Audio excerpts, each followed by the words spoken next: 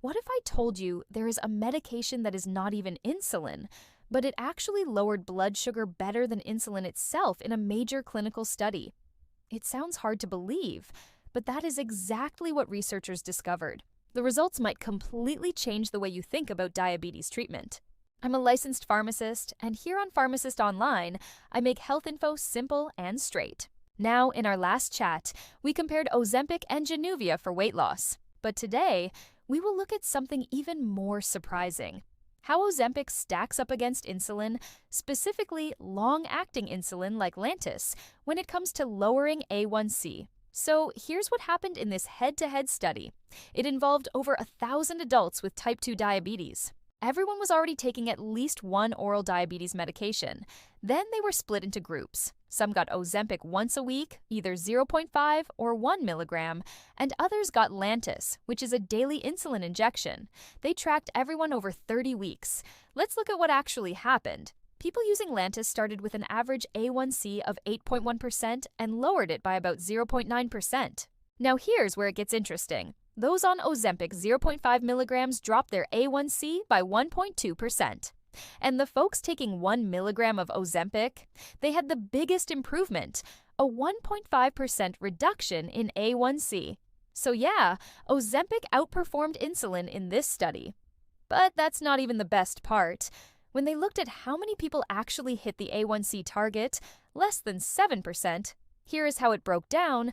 40% of Lantus users got there, 55% of those on Ozempic 0.5 did, and 66% of the people on Ozempic 1 milligram hit that goal.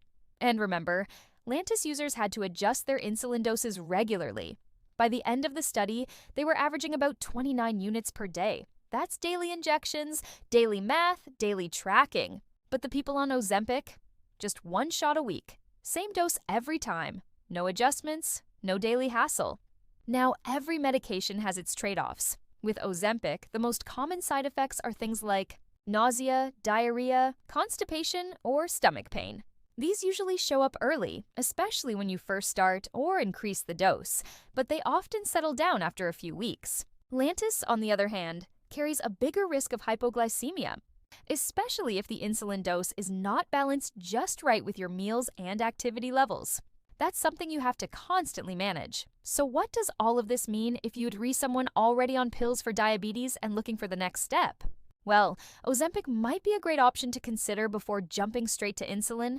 It gave better A1C results, more people reached their goals, and it's just 1 weekly injection with less day-to-day stress. Now, I want to hear from you. Have you used Ozempic or Lantus? What was your experience like? Drop a comment below. It might help someone else figure out what's best for them. And here's a heads up. In the next video, we're going to look at how these same 2 medications compare for weight loss. Trust me, the difference is big. So make sure you're subscribed so you don't miss it. If this helped you out, give it a like, leave a comment with your questions, and don't forget to subscribe to Pharmacist Online for more real-world health advice that makes sense. Take care of your health, and I'll see you in the next one.